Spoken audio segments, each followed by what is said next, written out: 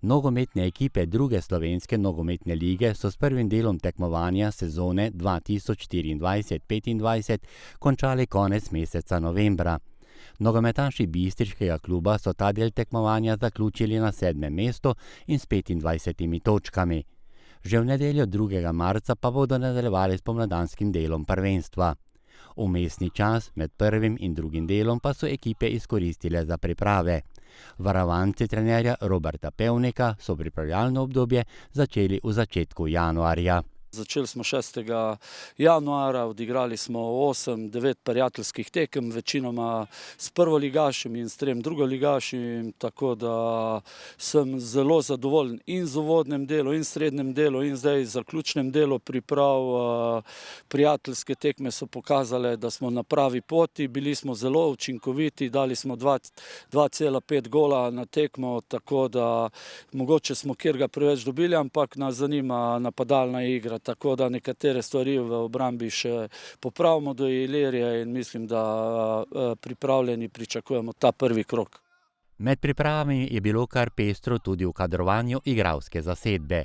Sledili so odhodi, pa tudi odmevne okrepitve so prišle, ki bodo oblekle rdeči bistriški dres. Sem zelo zadovoljen, pripeljali smo igralce, kot da Trdin, Rec, Mijavšek so obrambni igralci, 2 sta centralna branilca, en je desni krilni obrambni igralec, pa Bračko se je vrnil v Staro Jato, tako na drugih mestih pa niti nismo plus golman Brecelj iz Rudar Velenja, 26-letnik, zelo nadarjen, tako smo zadovoljni s prestopnim rokom in naredili smo to drugo selekcijo. Verjamem, da smo zadeli, okrepitve so tudi pokazali in še Jaša Jelen je prišel na konc reprezentant, tu 19, igralec zvezdne vrste, prišel z Radomlje, tako da smo zadovoljni s tem, kar smo pripeljali, zaupamo v kader, ki ga imamo in so dokazali fantje, da imajo kvaliteto in verjamem, da bodo tudi v spomladanskem delu to dokazali.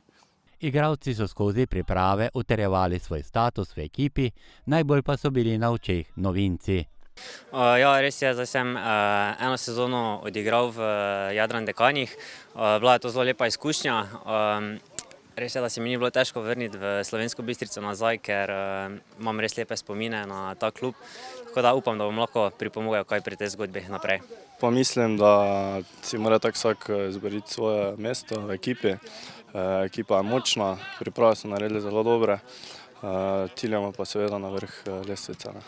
Ja, jaz mislim, da pač so se dobro ujel z ekipo, da so me lepo sprejeli med sebe in probam dati pač vsak trening maksimum, da si čim več izborim, čim več minut in mislim, da smo dobro pripravljeni kot cela ekipa in mislim, da vsi komi čakamo drugi del sezone, da se začne, pa da pokažemo, kaj ta ekipa premore. Pri odhodih pa prvo ime vsekakor najboljši strelec druge lige z 11 goli Jaša Martinčič.